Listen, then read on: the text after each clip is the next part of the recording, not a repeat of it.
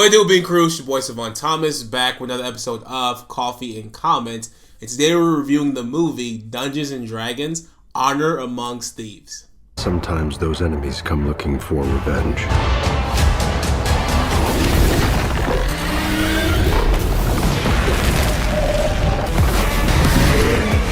Be warned. There is evil here. But whatever happens,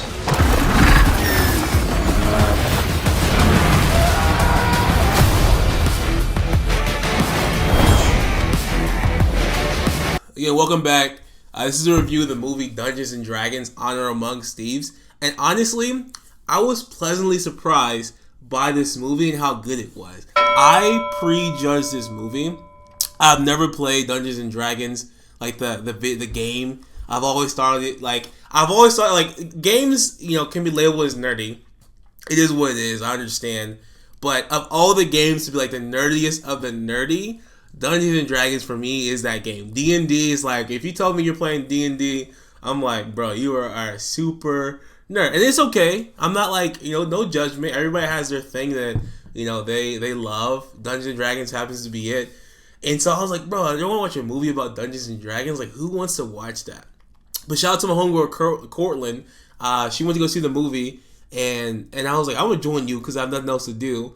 And I literally was so surprised how good this movie was. Like, I found myself laughing and just paying attention to the whole movie. And if you guys know me, my attention wanes. Like, I can get distracted and get on my phone. But this movie, it encapsulated me from the very beginning.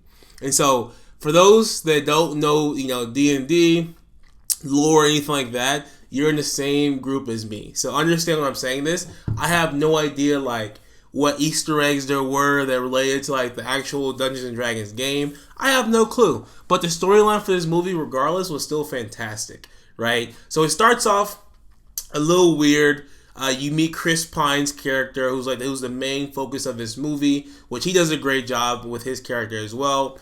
He is he's an honorable person in society. He's called part of the Harpers, was the group he was part of, where they just do the right thing all the time and never take for themselves. But then he starts to realize his life, he wants more from his life. He's like, man, I really want some of this loot.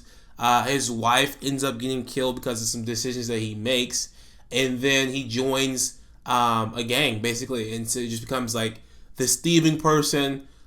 Gets double crossed by somebody within that gang, and the story really talks about him getting his life back and really his daughter back, because he gave his daughter to one of the people he thought he could trust, and it was not somebody he could trust. And so that kind of gives you a little bit of glimpse into the movie, but it's fantastically done. The storyline, the plot is great because there's so many different things that happens from the very beginning, from him telling the story. There's a lot of comedic elements to this movie as well. I laughed so much in this movie, and it's not like the weird over comedy that some movies do. It was perfectly timed comedic elements to the movie, and it's so enjoyable. Just again, a very enjoyable movie.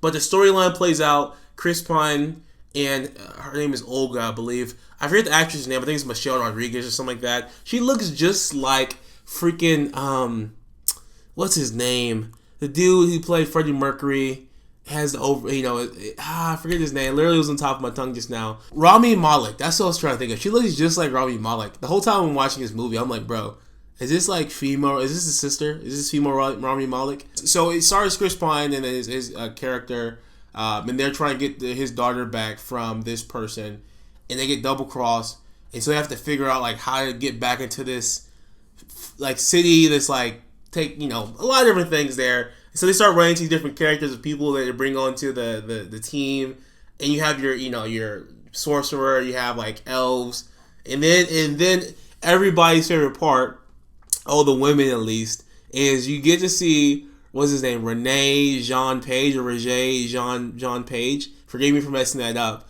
But women love him. I first time I saw him was in Bridgerton, but he's in this movie. Funny enough, I told my homegirl, the only reason you watch this movie is for this dude. She was like, no. And I was like, you are. and she was. But the movie, he does a great job in the movie. Like, his character is hilariously honorable, like so honorable that like his wording, everything he does is just like, it's always just overly good deed. Where it's like, he's like a robot basically. Like, no person is that good. Sounds lovely. Quite the opposite. I know I was being ironic. I find irony is a blade that cuts he who wields it most especially. You're not a lot of fun, are you? And so he plays this perfect character that honestly I thought would like die throughout the movie, but doesn't.